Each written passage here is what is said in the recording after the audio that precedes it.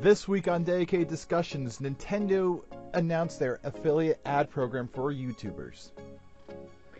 The PS4 Anniversary Edition sells for a crazy amount of money. Dota has been banned in a specific city. And Ubisoft deletes tons of video games from people's libraries. Oh, and Homeworld Remastered is coming out soon. All that and more on this week's episode. I'm Dan. I'm Robert. And this is the Dedicated Server. Yay for flawless intro. Flawless intros. Flawless. See, this is what happens with a script. I like scripts. You have a script? I've been typing it as we've been going, actually. Oh, you're one of those, the script writes as you talk people. See, it was That's all right. here. It was as all soon as planned there's out a messed up beforehand. moment, I can just say, well, the script said do this. So, On the fly editing. Don't hate me because I'm a genius. All right, let's get this party started. I can't believe I just used that phrase. It's alright. You're allowed one cliched thing per episode. Have It's you in your watched this contract. show? One? I don't think I can do only one. Anyway, you notice how you never see any Nintendo YouTube videos, or like there's very, very few? You know, I have noticed that. Only a handful. Okay. Well, the whole reason for that is because Nintendo claims all ad revenue from all the Nintendo-related YouTube videos. They're the only game company that does this.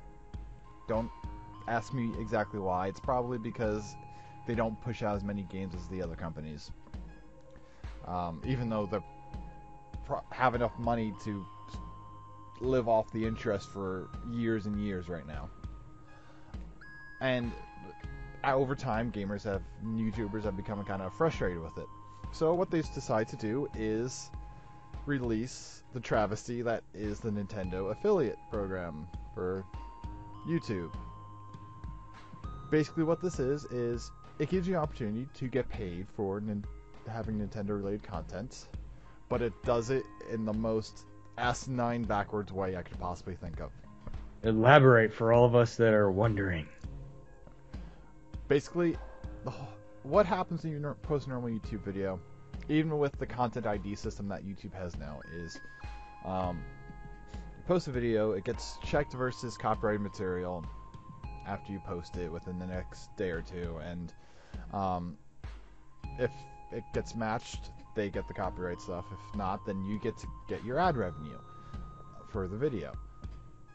The numbers always change, but pretty much YouTube is keeping just under half of all ad revenue that comes in for the video, and you get the other half.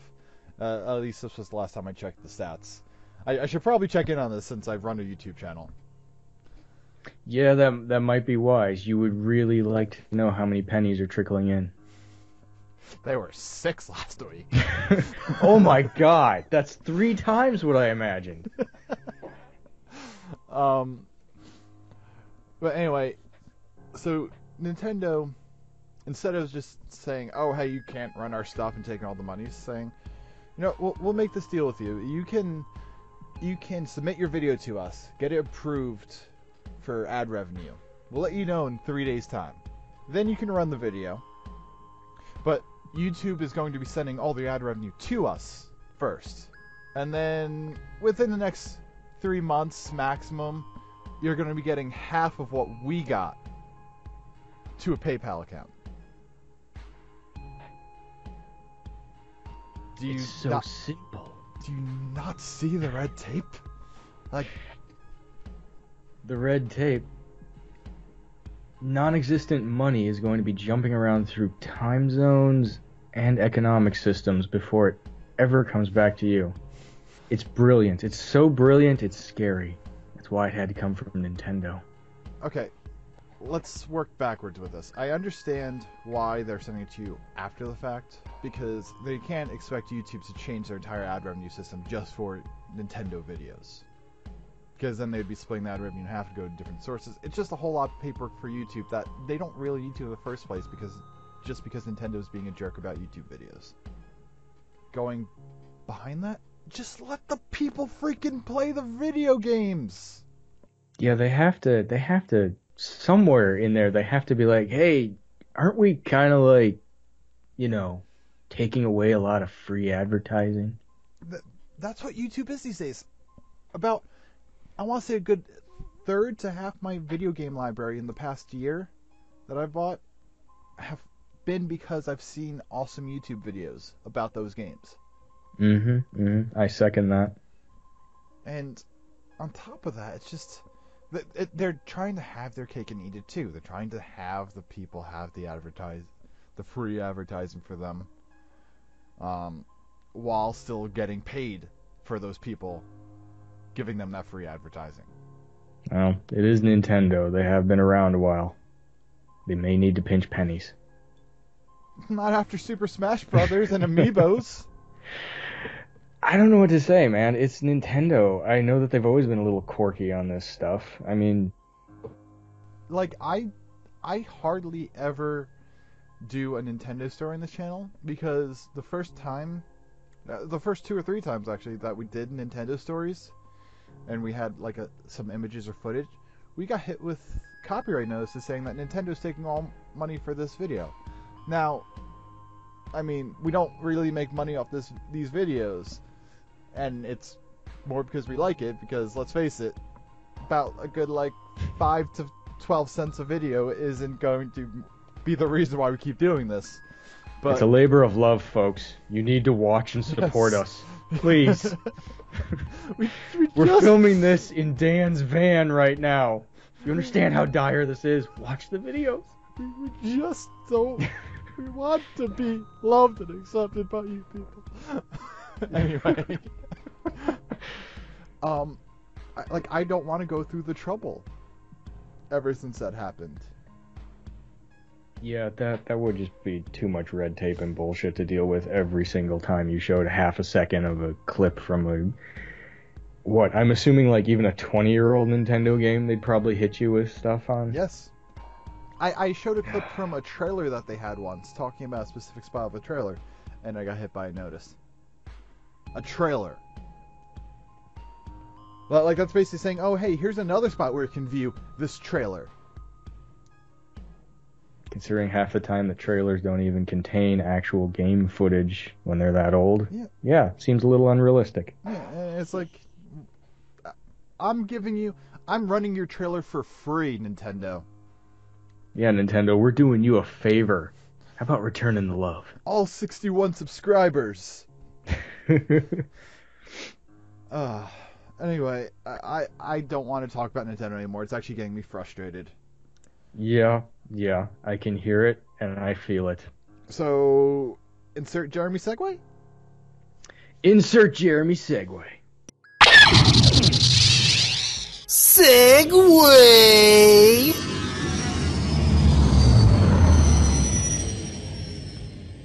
Well, Dan, can you guess how much the first 20th anniversary PS4 sold for at a charity auction?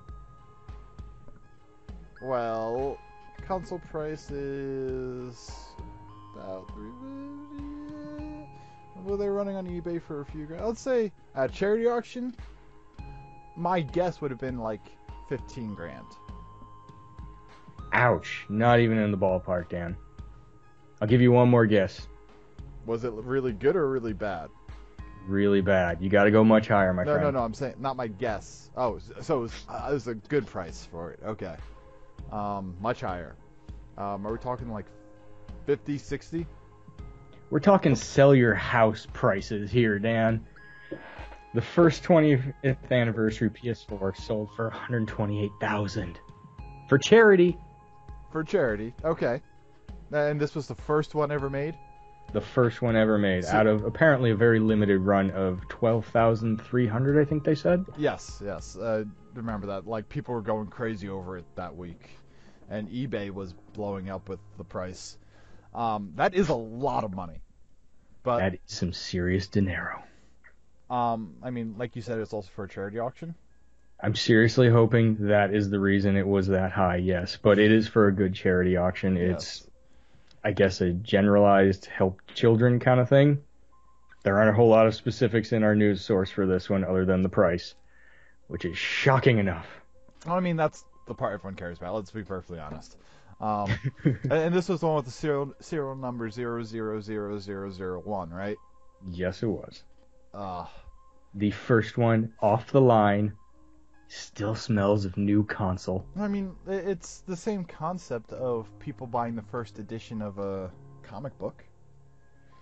Very true. It is just that little bit of extra prestige in saying this was the first one ever.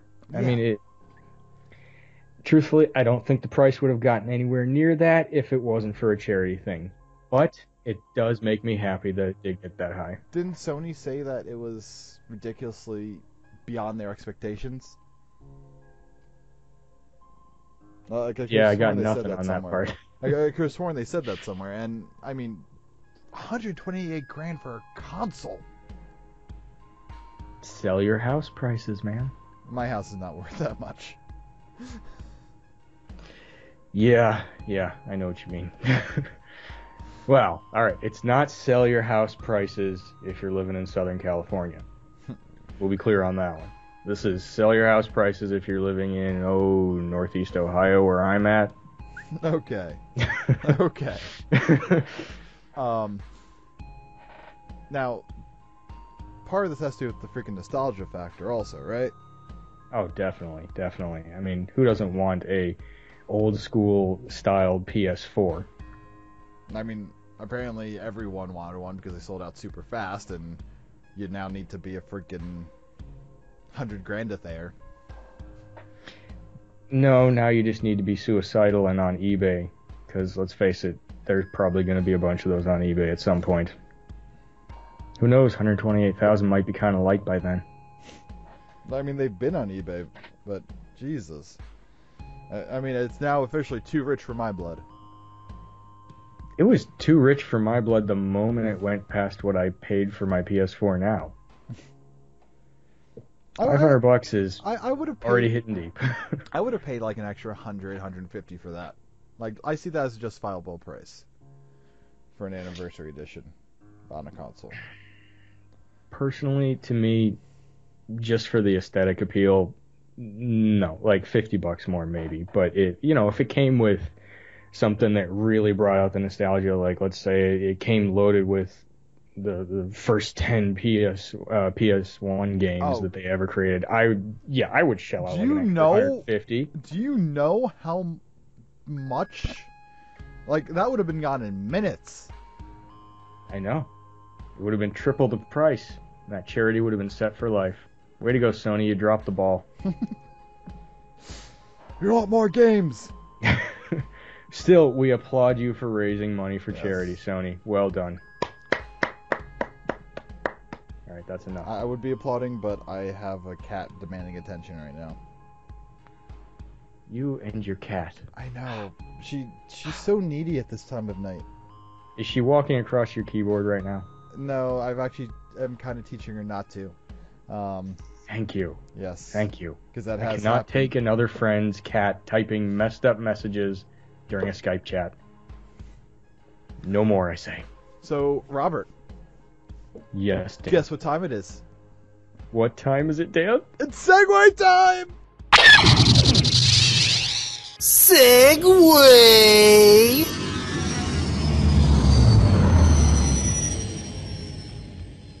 Damn it, Jeremy. You should have been here for that. You would have loved it. You would have. These are like so much better than just normal Segways. And all we're doing is saying, hey, it's time for Segway. And to think we actually put effort in creating a custom Segway sound effect. Wait till we have animation. Do do do. Spoilers. Anyway, you know Dota, right, Robert? Oh yeah, Dota. That's that like PC game, I think, right? Maybe. It's the grandfather of League of Legends, we'll call it. So what do you think of that game? Do you think it's overly violent? I would say it's no more violent than your average little defense game on the PC. It's more about beating on another player in a comical way, in my opinion. When compared to like a game like Grand Theft Auto 5, did you feel like it's more offensive, less offensive, or controversial, or anything like that? Well, I can't speak for you, Dan, but my nights in Grand Theft Auto, quite violent and colorful. That baseball bat I carried around was always blood red. My favorite thing involves a helicopter and a tank. And Oh, so many memories. anyway, apparently the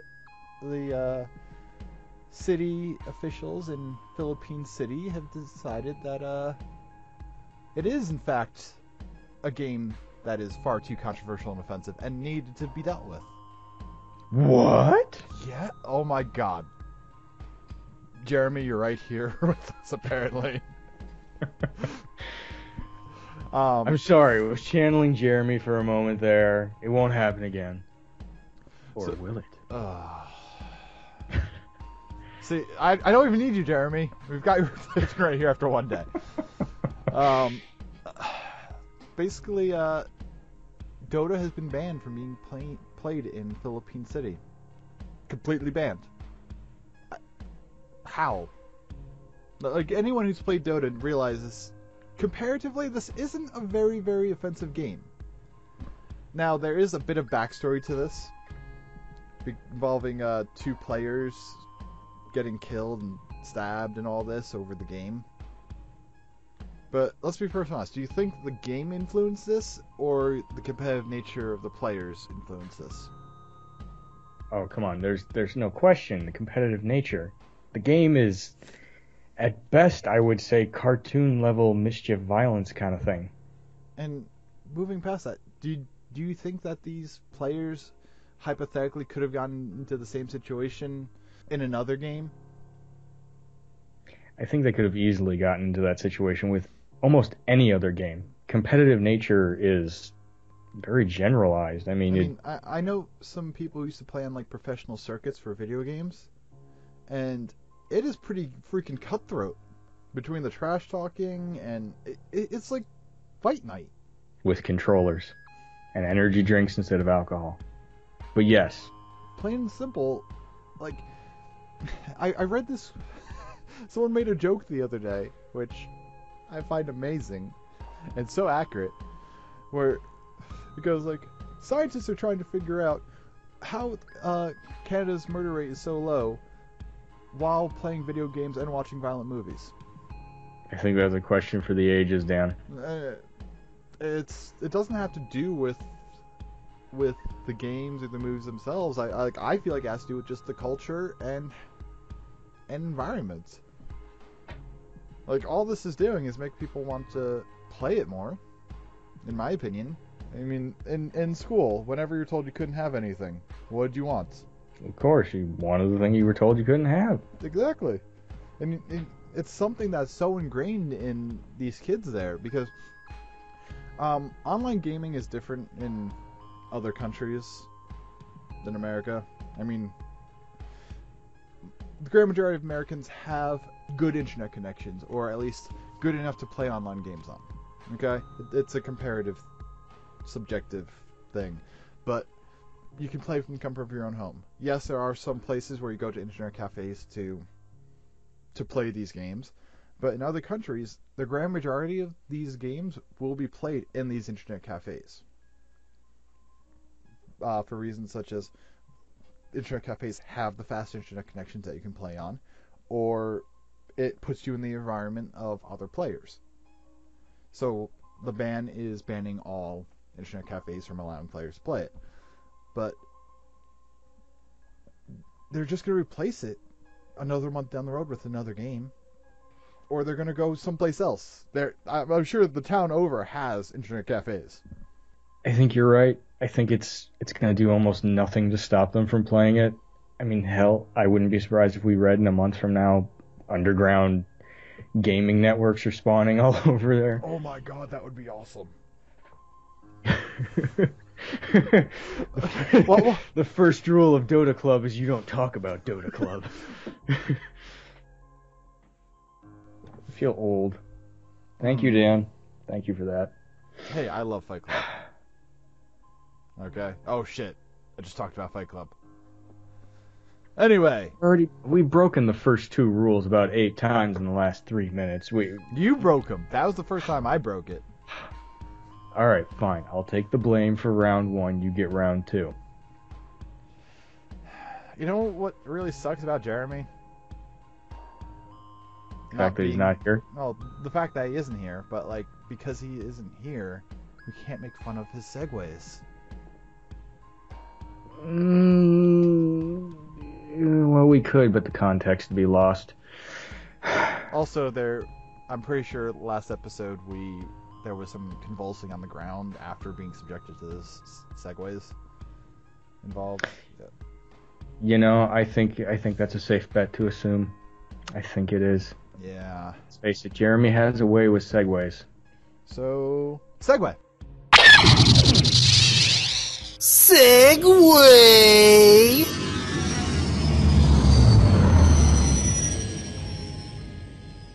Now we're back over to you, Robert. Dum dum dum. I elected not to talk about this story because I have a bad history with this company, and anyone who has watched this before kind of knows what company we're talking about. Ubisoft. So take it away. Well, Dan, once again, Ubisoft is doing stuff to piss off gamers. What did they do this time, you ask? They deleted tons of games from people's libraries under the claim that they were stolen copies. How do they know they were stolen copies? Was there a grand heist at the Ubisoft offices that we did not hear about? Boy, that would be so underwhelming. Not if it was like a GTA level heist. It's Ubisoft. I can't seem to picture anything above a guy walking out with a desktop, but whatever. Apparently, Ubisoft is claiming that a lot of these codes to activate the copies of downloaded games were either stolen or sold fraudulently. And apparently that's all the evidence they need to start deleting games from people's libraries, leaving a lot of us out in the cold. Okay, there's a few things I can take away from this. Number one, don't you think there should have been some notice ahead of time? Yeah. Just an email would have been good enough, you know. Hey, we're not sure you got this legally. We're gonna have to take it. If you can prove that you got this legally, shoot us an email. Bill of sale, receipt, anything, man. Give us a bone. Yeah, here. that would have been a lot better. Let's face it, Ubisoft did the sneaky shit again. Yeah. Number two, we were discussing this a little bit earlier about should the person who bought it be out the money. I feel like if it actually was stolen, they can prove it was stolen, then yes. Because technically the person who stole it never owned the property legally, which meant they never had the right to sell it, meaning that you just ended up getting conned out of money. See, I do agree with you on that one, but then what about the people that had no idea at all that they were buying a fraudulent code? Like, they even thought they were getting it from a reputable distributor. Well, here's my thing. This was in Steam libraries, right? Which meant that they got CD code, Steam keys for it. Where were they getting these Steam keys from other than freaking through Steam? And in all honesty, if you get it from someplace other than Steam, don't you kind of know, oh hey, this might not be legit? Well, yeah, you have to take that with a little bit of a cynical viewpoint there. If you're the guy buying the code from an eBay seller, yeah. No, I mean, there's another possibility. Maybe a website was just saying, oh, hey, we're offering a deal, a sale on this, and some people just got had. Like, I can see that happening. And they didn't really put two and two together because let's face it, until it happens to you the first time, you really don't think about that happening. True, very true. Until you've experienced a bit of the darkness there, it kind of doesn't enter your mind. Plus, I would imagine so many people are just so stoked to play that game that they're kind of blocking out any negative thoughts they have about how they're obtaining it. Also, I'm pretty sure that I heard that it wasn't just stolen games that were being deleted, but games that the Steam keys were being used in the wrong region. Or something similar to that. It's Ubisoft. I wouldn't put it past them. No, I mean, like, companies are pretty serious about region locks and region controls about things for DVDs, video games. It's a pretty big deal. Not everyone has the same licensing for different countries, and different countries have different tax requirements, etc., etc. Essentially, by not allowing different regions to play, they're covering their asses, legally speaking. You bring up a very valid point there. They are trying to cut off any other possible fires that might spring up, so... Now, my one other concern is, how do they know for certain that these are stolen? Like, do they have a record of them not being sold under these Steam keys? My guess would be it's the same way that they register like new video game consoles and stuff. There's a serial number in a database at Ubisoft's end, and they have like a list of keys for that specific serial number. Like, oh, this key, okay, check that off. This one's good. This one, oh, wait. The game is being used 7 times, and we only had 6 keys for that game. Well, this is my other thing with it. Should a system have already been in place to stop the keys from being used if it was stolen? You know, you'd think so. I mean, this is a multi-million-dollar industry now. You're gonna protect your creations. You'd think there would be some safeguards for that in there, but apparently not. It's not like it's 10 years ago with internet speeds the way they are, computer speeds. Like, every time you put in a Steam key, it can do more than just check, oh, hey, is this a valid key for it? It can check, oh, hey, is it a valid key, and has it been sold? Now, I can also argue that, at the same time, it just never occurred for anyone to actually put a system like that into place. Yeah. Words help. I can only talk for so long. They get tired of my voice. I get tired of my voice. We all get tired of our own voices, especially when we're just tired. In the end, apparently, certain sites that were offering the keys will, help out the people that lost their titles unfairly. But it seems to be a pretty big gray area at the moment. I'm sure we'll hear a little bit more about it in the future. Man, Ubisoft in a gray area, I never would have thought. I know, it sounds so unusual, Ubisoft, gray area. Oh, wait. Ubisoft is the gray area. Food for thought. Yeah, Ubisoft has a lot to do to win me over. Oh, there is no winning me over anymore, dude. Ubisoft lost my business years ago. I'm sorry, man. Assassin's Creed 1, they killed it for me back then. Really? Dude, how do you have an awesome game like that end with, oh, aliens? That was the ending. That didn't do it for me. That just kind of killed it. I was okay with it. Because it wasn't clearly aliens back then. It's just technology.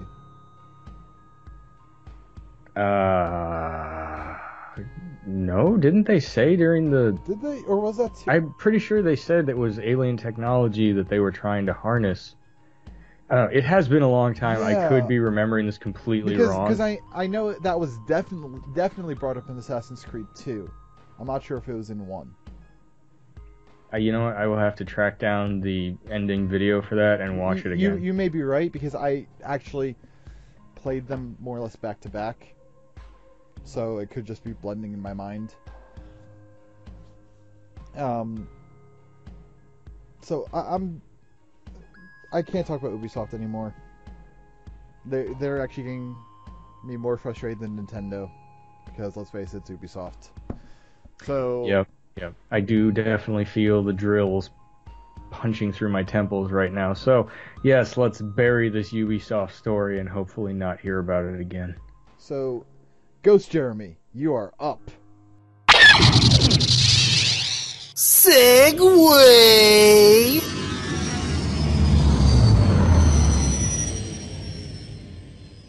Well, you see, Dan, Jeremy, no. We are not going to tolerate the female voice you do. It's degrading to women, and it hurts our ears. Bad, Jeremy. Also, Bad, it's just tasteless. But come on, guys, they really need some screen time. He's gonna kill us after this episode comes out. This is what happens when I'm brought on as a co-host. For all of you wondering, Jeremy will be back next week. This is one of the reasons why we have a third co-host, so if something comes up, one of us can not be here. So, last big thing I want to talk about is Homeworld Remastered is coming out. And Homeworld was like the first space RTS type thing that I actually enjoyed. Have you ever played Homeworld? I know you're not really big on the RTS front. Truthfully, I hadn't even heard of it until you mentioned it. Oh. I know, I'm a rather fickle gamer. But at least I'm not screaming Halo at the top of my lungs. I know someone who's like that. It's horrible. It is horrible. It is. It's terrifying. And the level of fan intensity can just kill any enjoyment you have on something. Well, the only... Halo is a good go through and kill everything game. Okay? That's... You need to recognize it for what it's for. What it is. And if you try to make it any more, it just... No.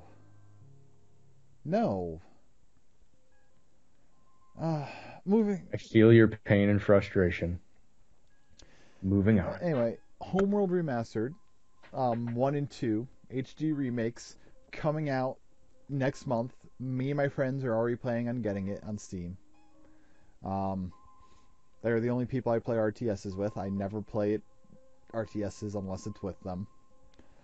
Not only do you get Homeworld 1 and 2 remastered, but you also get the classics with it as well. For those people feeling extra nostalgic, want to go back to the old style feel and graphics, you can still do that too. Even though, let's face it, who's gonna play that over the HD remake past the first week? Yeah, right here. If I was actually into that game, I would totally play the old school shitty graphics version.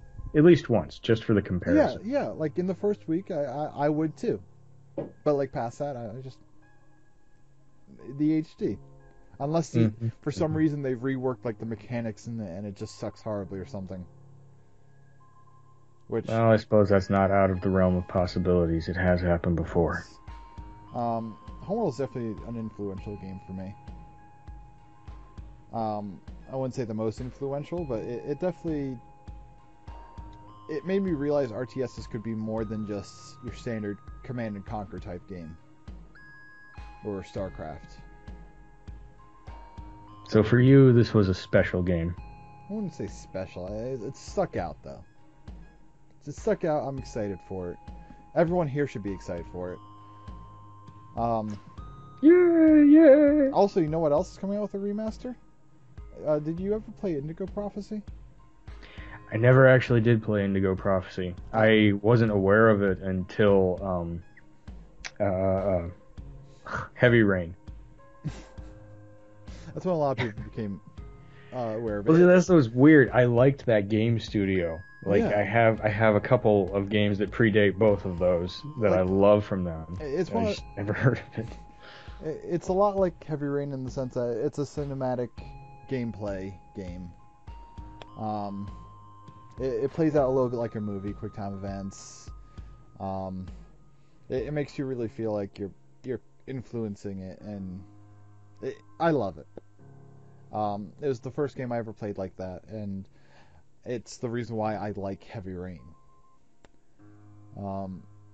They are coming out with an HD remake of this, except I see the footage of it, and it looks almost the same.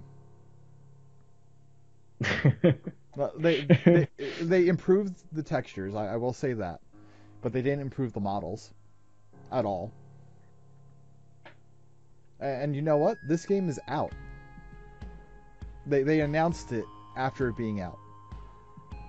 That was kind of brilliant. Yeah, there's no lead up to it. It's just, oh hey, Indigo Prophecy Remastered.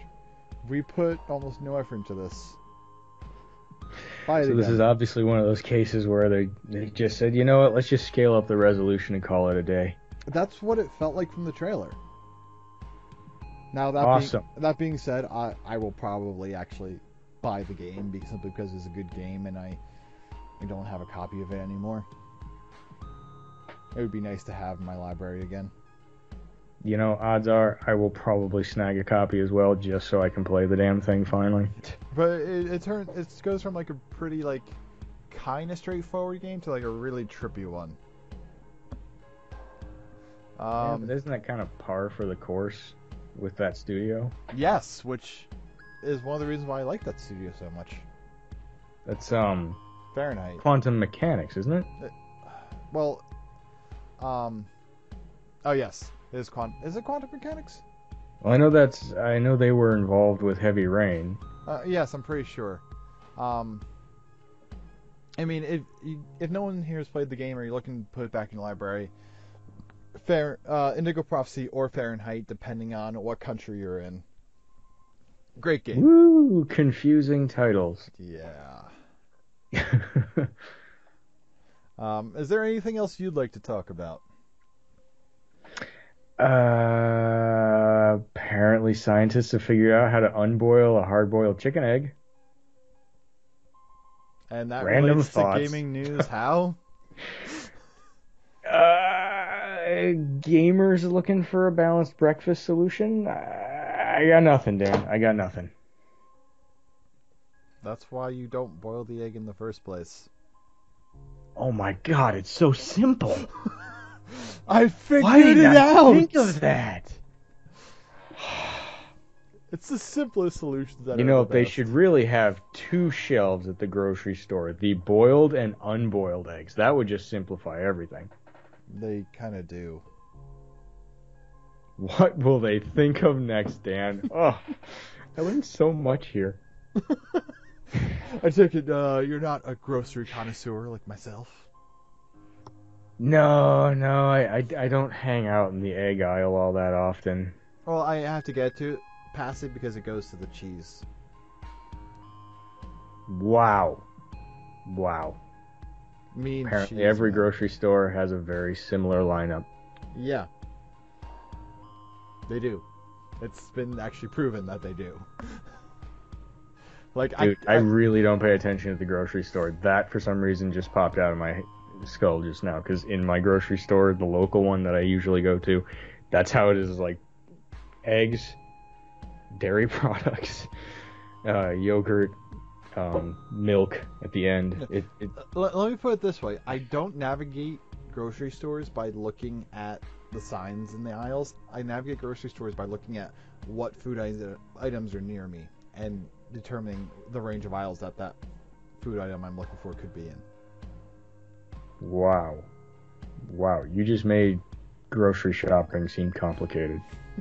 I turned it into an art. Okay?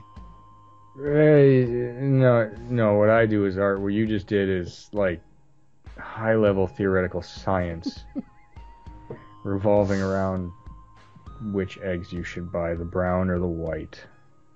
Not that it matters at all.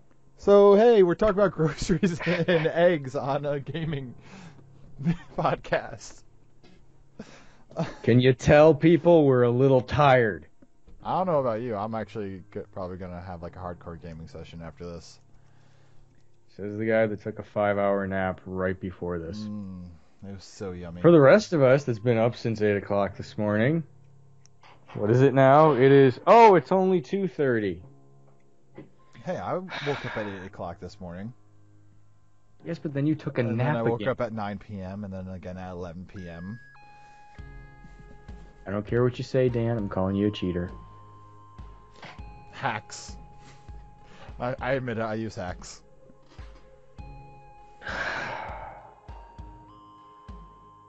Where did this go off the rails? Oh, wait, it's my fault. Sorry.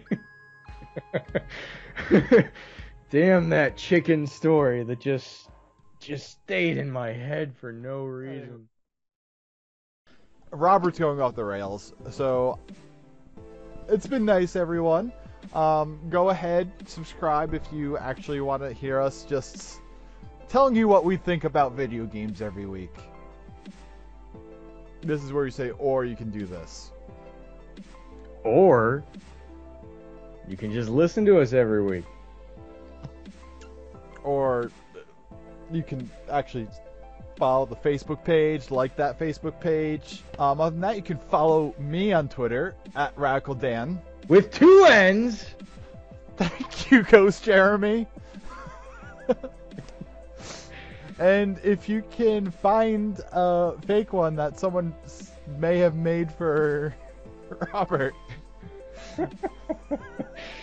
go right ahead and follow that too. If you feel like it. They're still trying to get me on the grid, man. They're still trying. Anyway, it's been fun. I'm Dan. I'm Robert. And this was the Dedicated Server. Cue the dancing girls.